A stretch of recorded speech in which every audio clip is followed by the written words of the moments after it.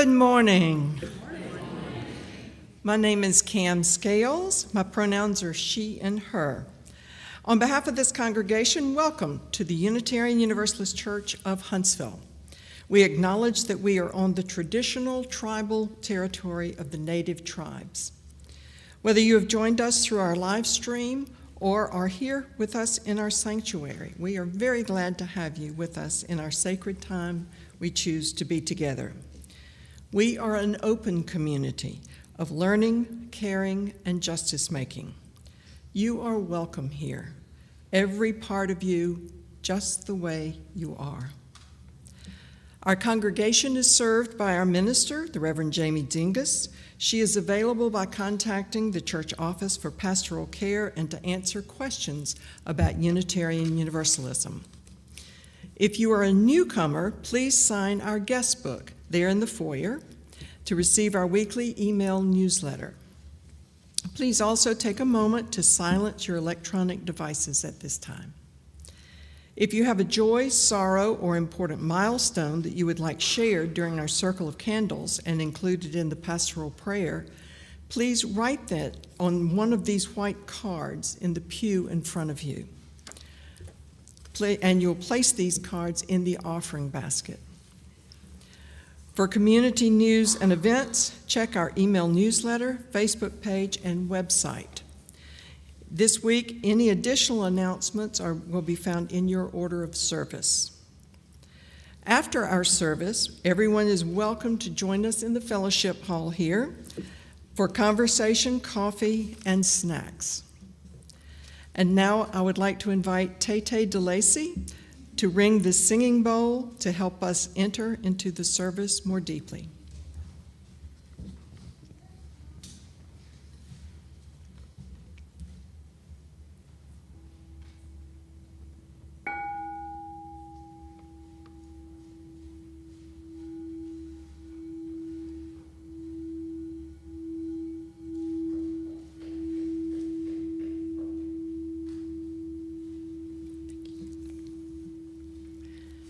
And finally, having gathered in a sharing quest for truth, meaning, and purpose, let us light our chalice with these words adapted from Sherry Prudhomme.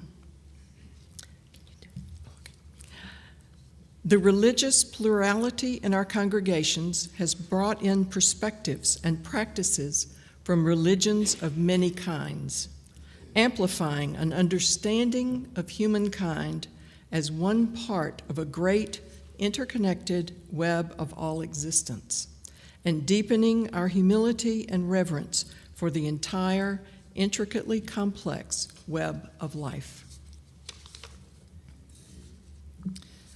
And now let us enter into this morning's service more deeply with music for centering, followed by our thread song.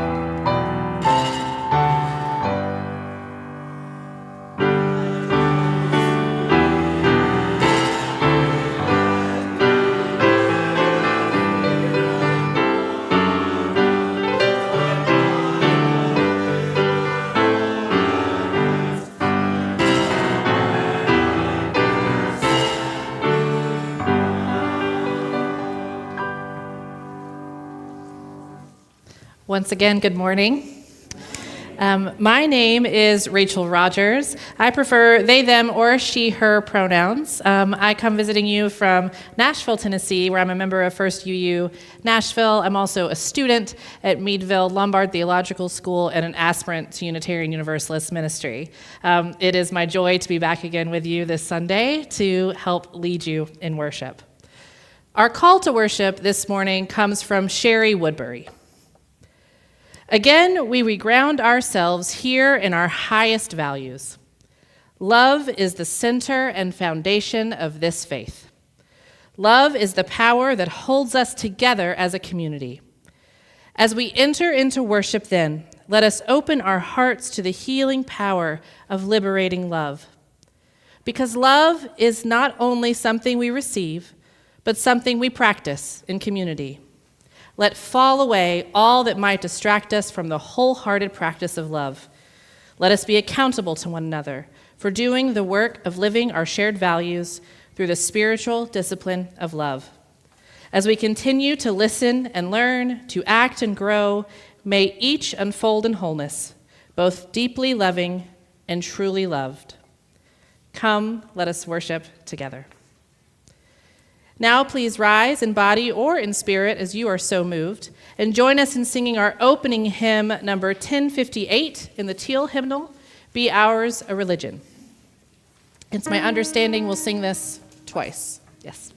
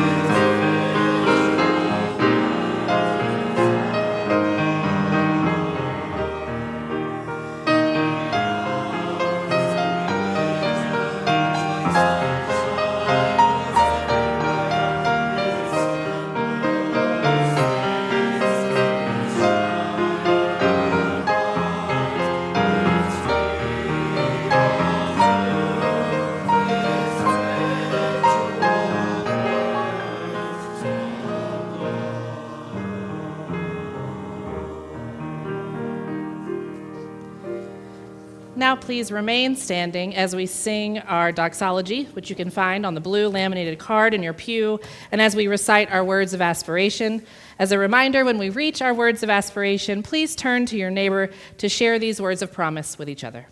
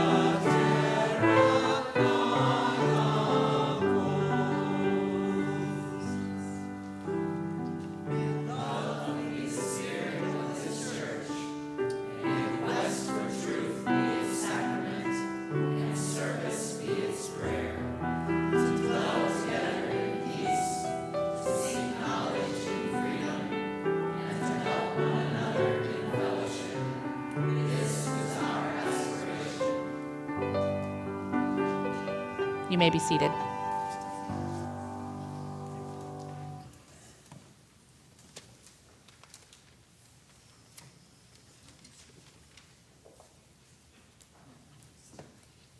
All right, good morning. If you are young or young at heart and you would like a story, please come join me up front.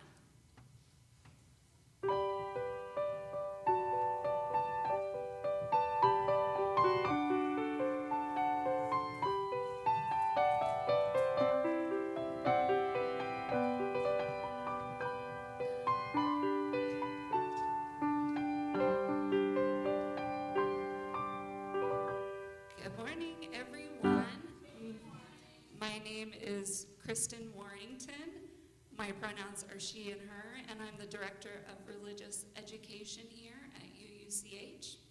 And today I have a special story that I just feel like, at least to me, it captures so much of UUism.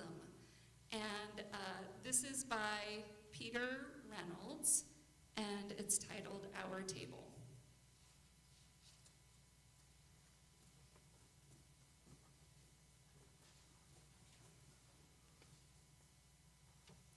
Violet fondly remembered the table.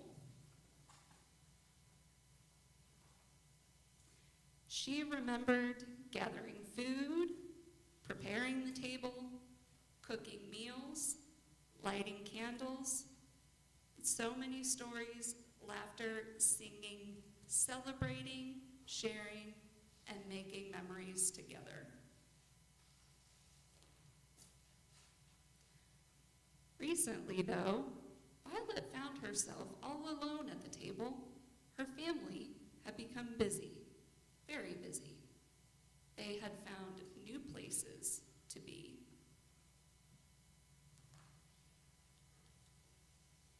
Violet found her father in his favorite chair in front of a big screen, bigger than Violet. She found her mother on the staircase, chatting silently on her phone.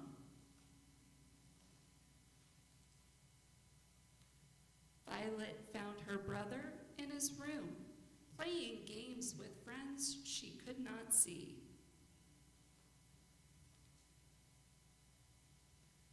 Feeling quite alone, Violet dreamed of a time when family and friends would gather at the table.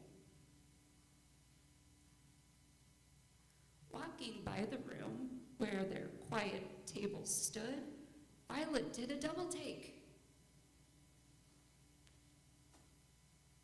She noticed something had changed. Their table was smaller. And for those of you who can't see, it almost looks like the size of a coffee table.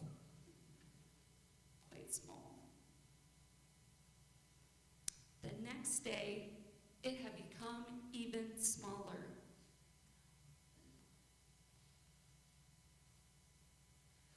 By the end of the week, the table had shrunk so much that it fit easily into the palm of her hand. Violet blinked, and the table vanished.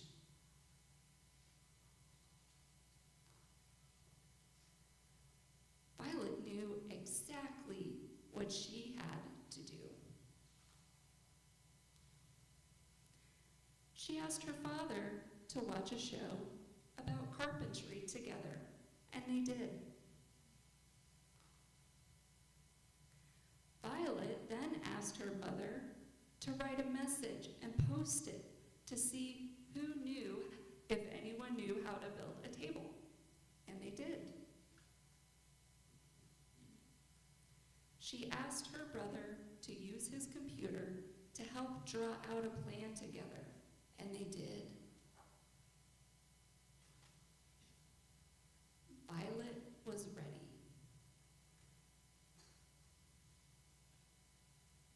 She asked her family to build a table together, and they did. When they were done, Violet paused to marvel at their creation, a place to come together, to share stories once again, a table to make memories. A table stronger, more beautiful than ever, and it was. The end. All right, so now we are going to see our children off to their classes. Thank you.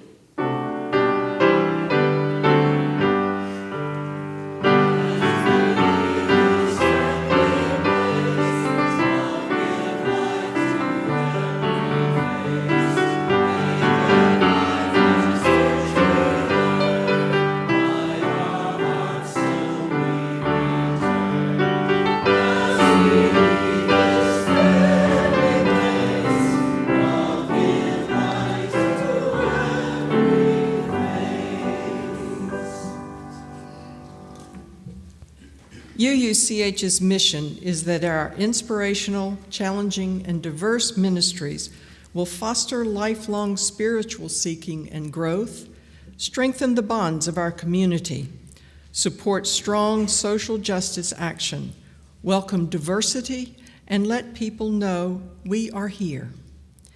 If you would like to support us with a monetary contribution, we would be very grateful. Your generosity helps us to keep the lights, air conditioning, and heat on, maintain our building and grounds, run our various ministries, pay our staff a fair wage, and support organizations that share our UU values. You can donate online using the QR code in your order of service, or you can put cash or check donations in the offering baskets. Completed Circle of Candles cards like this should also be placed in the offering baskets at this time.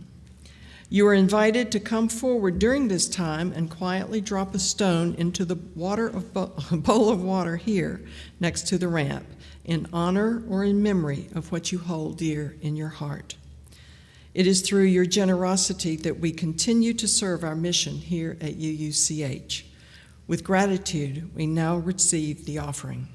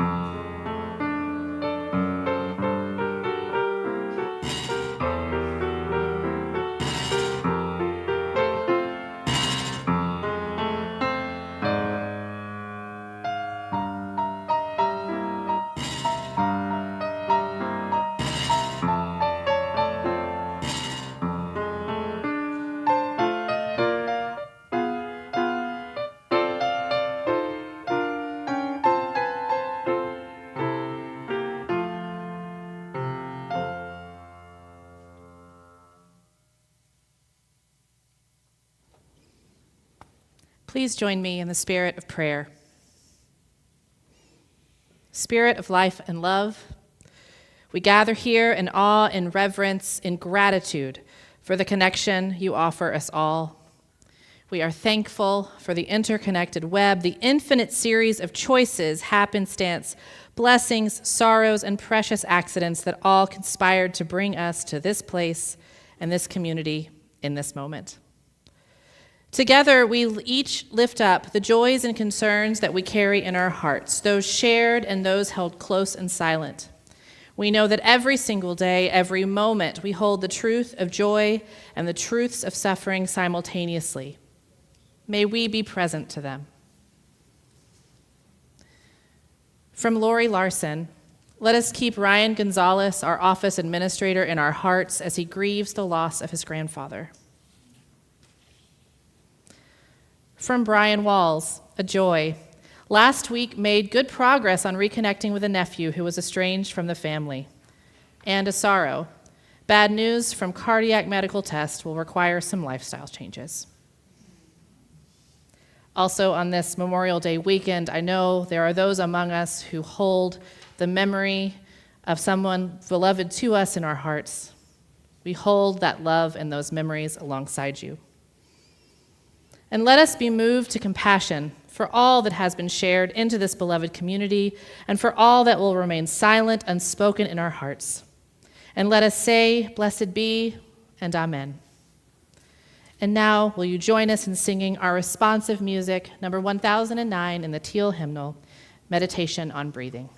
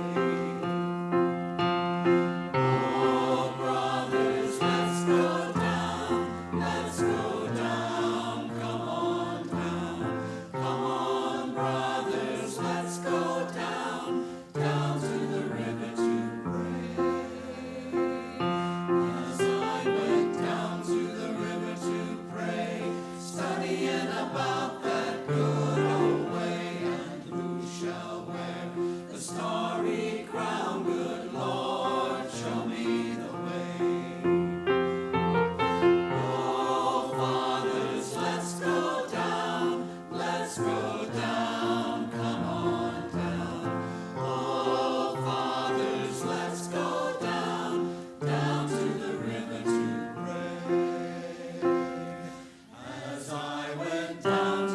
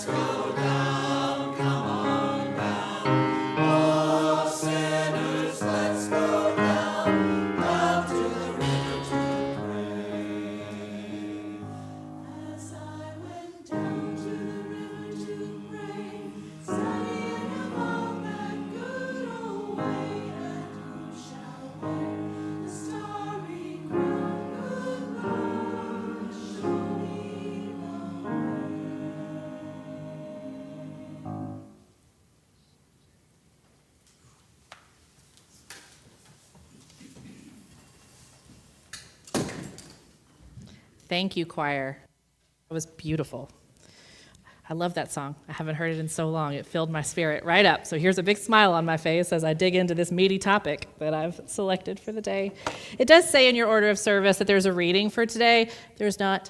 My sermon is a little bit longer, and I'm just going to stick with that. But I am excited to share this message with you today.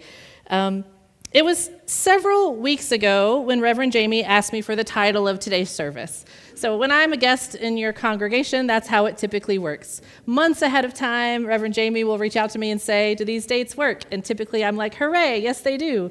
And then a few weeks later, she's like, what's the title of your sermon? And sometimes I know it already and I'm like really pumped, and sometimes it's like right on the tip of my tongue.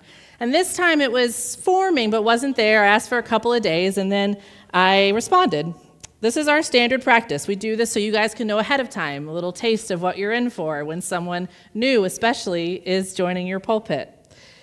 When I sent today's title in, I did at that point. I'd thought about it. I was excited. I had a clear idea of what I wanted to share with you today. And as I'm usually blessed to do, when I sent in the description, I was already excited to bring it to life.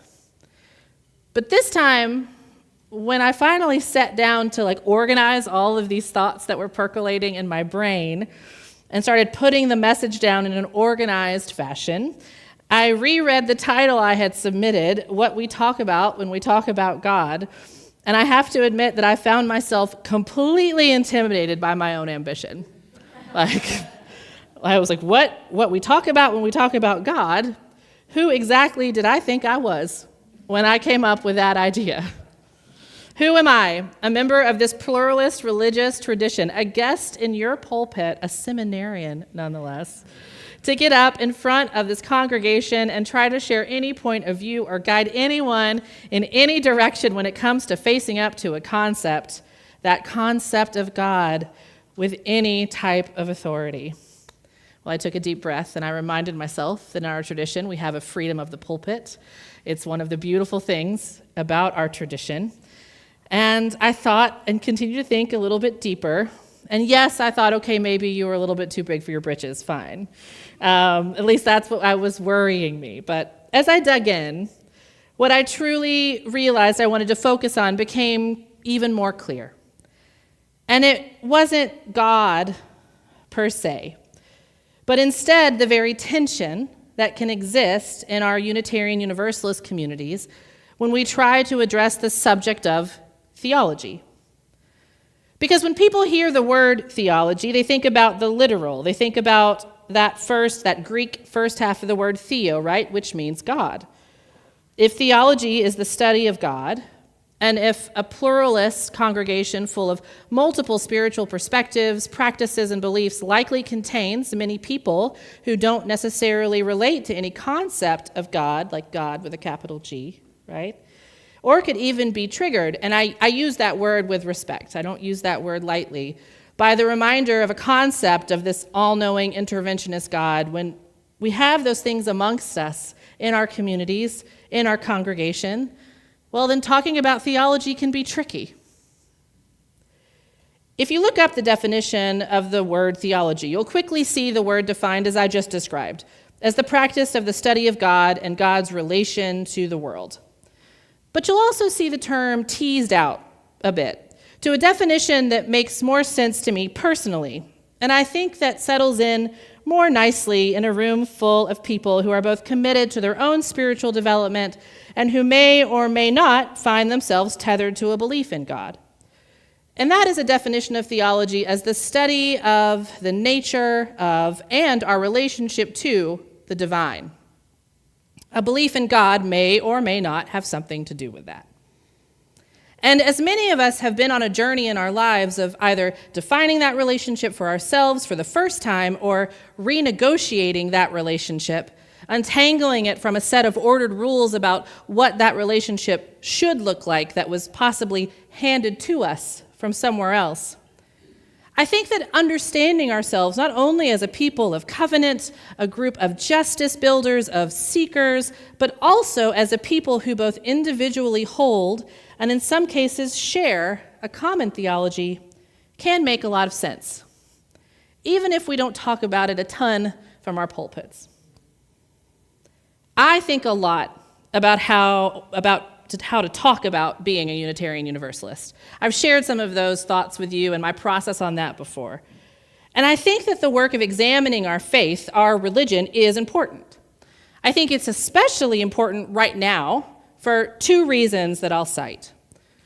For one, I believe that people both within and outside these walls, especially in communities like the one that I come from up in Tennessee, and that so many of us in the southeastern United States are living in, where we face an untold number of attempts and successes at legislating oppression, well, I think we need the good news of Unitarian Universalism, which means we need to be able to talk about what it means to be one. And secondly, our UU movement is currently going through its own discernment process about how to articulate what it means to be a UU, with the upcoming vote at GA on the proposed changes to Article 2 of the UUA bylaws, which is a lot of words put together, and I'm sure some of you are familiar with it, but it's really about voting to formally adopt a set of shared values that we share as UUs. Those values being justice, equity, transformation, pluralism, interdependence, and generosity, or JETPIG for short, which is what a lot of people are saying. They've made a little mascot of a pig with a jetpack. Have you guys seen the jet? Okay, good. JETPIG's not new. It took me a minute to be like, are we doing this? So it was like a stretch. But all of these values with love at the center, right? Hopefully many of you have seen the imagery, the values in the circle like a flower with love right at the center. So this is a time not just of looking out into the world and putting our energy and talents to good work to combat those injustices, because yes, that is indeed a huge part of being a UU. But it is also a time of looking inward, of asking ourselves, as we have all done so many times in the past, who is it that we are as a people of faith? Recently, I was at a gathering of UU religious professionals up in New Jersey focused on the art of preaching. The conference was a series of workshops on how to craft a message, how to think about the purpose and meaning of getting into a pulpit in front of a congregation and delivering a message, so what I'm doing right now. It was a great, fantastic time. While I was there, I had a conversation with a colleague that I deeply respect, and I haven't been able to stop thinking about our exchange. We were discussing our calls to ministry and where it was we saw our work leading us. This colleague was a fellow Southerner, and I was telling them that I believe that where the fulcrum rests in my own ministry is on a firm belief and passion around the necessity of a growing and thriving Unitarian Universalism in the South. Thank you. I think that was my second amen, but the other one was here, and it was you. I appreciate you. I appreciate you, but I also feel it along with you. I believe our communities need this faith, and that in a part of the world where going to church is so still deeply ingrained in our culture and our societal norms, there is ample opportunity for this to happen. This friend and colleague of mine, who is deep in this work themselves, said to me that something they've come to learn through being with many UU congregations in the southern U.S. is that they feel like before we are ready to grow the movement, there are a lot of us that still have to learn to be able to talk about who they are. They said, and I'm still a little bit stunned by the accuracy of this statement, when someone says something to you and you're like, oof, the truth of it just hits you. They said that they've learned that many Unitarian Universalists, especially in the South, many, not all, still define their faith by talking about who or what we aren't, as opposed to who we are. Let's sit with that for a moment. I know I've been that person at parts of my journey. We know more about who we are not than who we are. It's the truth, though, for a lot of us. When we're asked to talk about Unitarian Universalism to someone who isn't familiar with it, especially to someone who is unchurched or spiritual but not religious, I say quotes not to diminish, it's just a phrase that you hear. or who doesn't consider spirituality as part of their human experience, it is so easy in those moments to talk about who we as UUs are not. We are not Christian, or we are not all Christian. We don't have to believe the same thing. We're not always focused on God. We're not prescriptive in our doctrines. We are not. I know that I tend to get some "we are" in there too when I'm having this conversation. I'll say something like, we're aligned around a set of principles, not a set of beliefs. But you'll hear I still snuck the "not" in there, in that description. Now, I understand our predilection to describe our faith this way. At least when I do it, I'm working to make sure what I'm outlining is welcoming, that I'm describing a non-judging place where all are welcome, just as those beautiful words in the opening of your service. I don't want to turn anyone off who isn't welcome to talk of the spiritual or who is allergic to the word church. I emphasize our plurality as a faith because I am hoping not necessarily that the person I'm talking to will decide they want to come see what we have to offer them. I mean, that would be wonderful. But more, I'm hoping that they'll hear that I'm not part of something that they can find fault with. Like I don't have the wool pulled over my eyes by some sort of magical thinking, dogmatic religion. There's a little bit of self-defense when I'm describing it. Upon analysis, I tend to find these descriptions pretty lacking.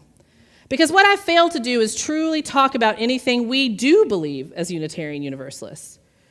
I never really talk about theology. Yes, I know and celebrate we hold a multitude, a plurality of beliefs, and that we value the individual search for truth and meaning, honoring that each of us has our own path to forge and our own life experiences that inform a personal set of truths.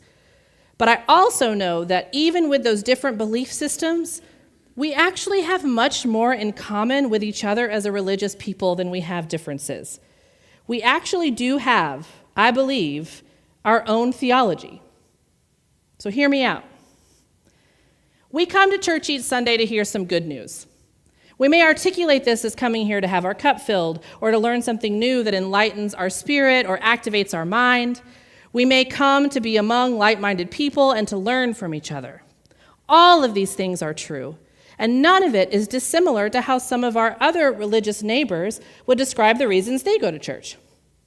But I also think you'll find it much more common in other religions, and for this example, I'm going to stick to exclusively Christian faith traditions. I say exclusively because let us not forget, we do have some Christians here. But in those traditions, people will also often cite the reason they go to church on Sunday is to hear the good news. In their case, the good news of the gospel of Jesus Christ. Every single Sunday, the worship in Christian churches, and I know because I went to a lot of them for the first 27 years of my life, that they focus on the same story. That God so loved the world that he sent his only son here in human form in order to die for us and to liberate the world from sin. To oversimplify it, the good news these churches share each week is that they all have access to liberation. They can all be saved. They all have access to something that can pull them out of suffering and pain. It's a redemptive message, a message of joy and of love. And I can imagine that if you're a believer, the opportunity to hear this message and then walk back out into the world backed by that power is an incredible reason to go to church each week. So what about us? What is our good news? What are the unified messages that these souls filling these seats in UU churches come to hear each Sunday? What is the good news that propels us to come back week after week? What story are we telling? And how do we take that good news and shape it into something that helps us articulate who we are to this hurting world? My friends, again, I'll say, I think the answer is pretty simple. I believe that the answer is just what that set of values I listed before holds right at the center. I believe the answer is love. I believe that Unitarian Universalists, with all of our differences and beloved sacred spiritual belief systems and journeys, at our core do share a theology, a perspective on the divine, that love is at the center of all that we do and of all that propels us forward as we work to build a more inclusive, more justice-filled, more liberated world. I believe that our good news is that even though each and every day We witness an onslaught of pain and oppression and compounding difficulties for those with the least access to agency in our society.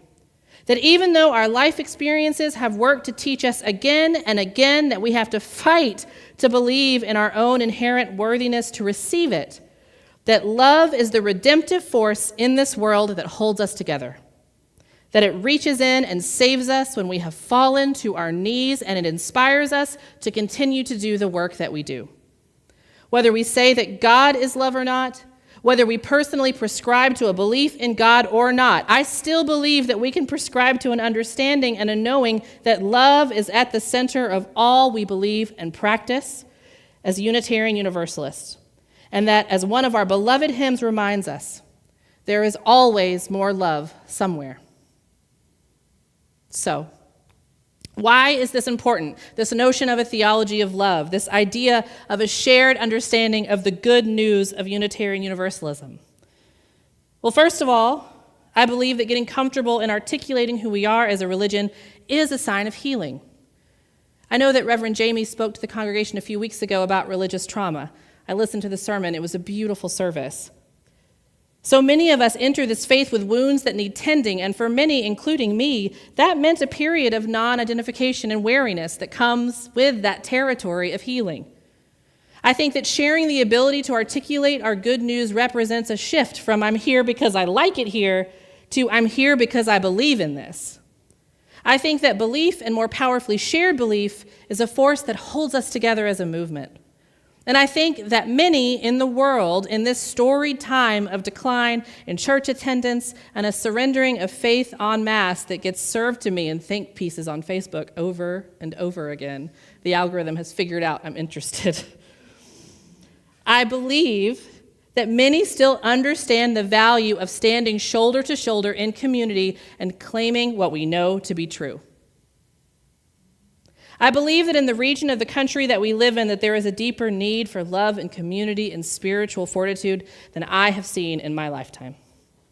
And I believe that as a people and as a movement, we have that to offer others. I believe that more people in this community and those nearby deserve the opportunity to access the redemptive power of love that is preached from this pulpit and others like it in nearby cities. And I don't think we can expect our message to be understood by others if we are unable to articulate it ourselves. I think that what you have here in this congregation, I think what I find in the other congregations I'm so blessed to visit, and the one that I'm a member of just 2 hours up the road, I think it's precious. And I think it needs to be tended. And I believe that our love-centered, justice-making faith deserves to hold a louder and stronger place in the narrative of what is happening in our communities. Because we're here, and we do know who we are. We are a people of faith, ready to live and share the good news that there is a redemptive love that holds us, that heals us, and calls us to care for the world, and that each and every one of us has unmitigated access to this love. What a gift we are to each other. What a gift you are to the world. As we move towards closing our worship today, I encourage each of you to spend some time thinking through how you articulate your faith, how you would describe the good news of this moment and this movement. I encourage you to think about what role Unitarian Universalism can play in our wider communities and to contemplate what barriers exist against getting the word out there. I invite you to never forget that you always have immediate access to the redeeming power of love, and that through that love, we can all get more free. Are you with me? Thank you. Yes. Oh, yes. All right. May it be so. All right. Now, please rise in body or in spirit as you are so moved, and join us in singing hymn number 1051 in the teal hymnal, We Are.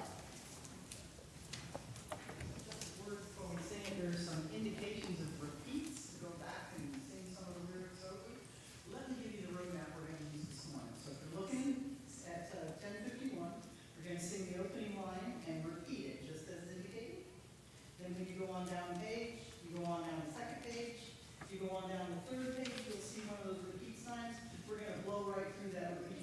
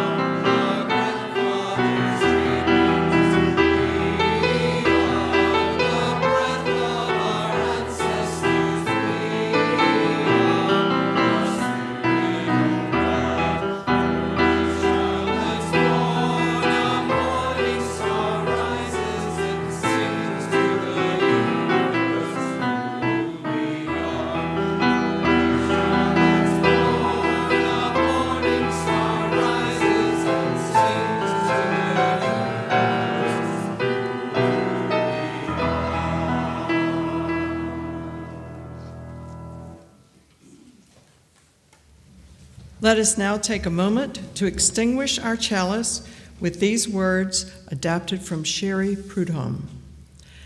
As we extinguish our chalice today, we affirm the power of love to heal what is broken, to hold us together across pluralities of diverse religious practices and beliefs, to hold us when things fall apart, to grow our capacities, and to guide us as we return again and again in our families and in our communities to always side with love.